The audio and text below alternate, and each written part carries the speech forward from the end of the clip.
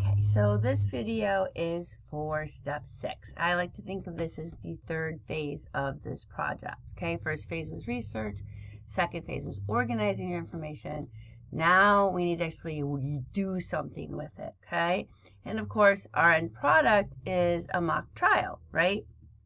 So you could go ahead and write mock trial up here. You don't really need the word brief, so just mock trial would be fine. That is our product. That's what we're doing with our research. That's the ultimate goal and what you're being graded on. So in the directions, they say that I would suggest that you start here with the list of materials that you need.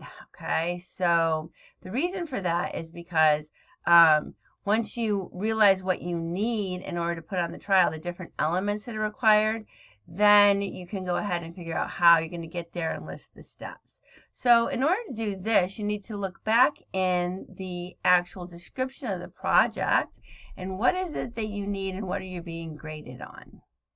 So you need to come back to this document. This is the tie-in, right? So what do we do with all the research? This is the actual project that you're being graded on, right?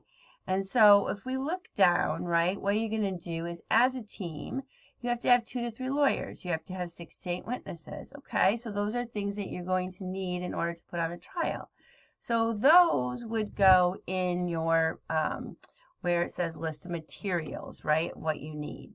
And then if we go on, right, we need to give opening statements. We need to give direct examination. The witnesses will testify, so the witnesses have to give testimony, right? You're going to have cross-examination. You're going to have a closing statement. So these are the things that you're going to need. I would also check the rubric. Okay, so if we look at how you're being graded, you need at least 5 relevant historical facts. So you're going to need your facts, you're going to need your research. That your participation was effective and believable, notes not used, right, to get a 5. So you need to practice. You need to know the procedures, so you need to understand what you're doing in the mock trial and how it's going to go. We need to practice and exhibit appropriate behavior. You need 4 historically relevant exhibits, right? So those are physical things that you need to, have for your team to get the best grade possible. So again, you're going to want to make those, right? So those are all things that can go on this form. So you can see here I have research, but you're going to want to add witnesses, lawyers, testimony, evidence, exhibits, right? Physical exhibits, clues, that kind of thing. So you need all of that. Then once you have that, you can come up here and say, well, okay, how are we going to get that? How are we going to get our list of witnesses, right? How are we going to identify the evidence that we need? How are we going to assign roles? Who's going to do what role? Are we going to do rock, paper, scissors? Are we going to pull names out of a hat? How are we going to do it, right?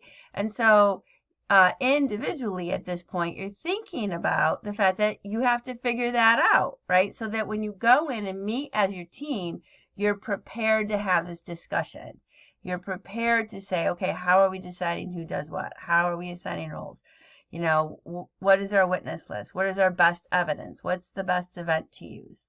That kind of thing. So you start thinking about that here, and then you're going to continue that on the actual rough draft document. Hopefully this helps you understand what you're doing at this stage, and I'm going to do a separate video on the rough draft document.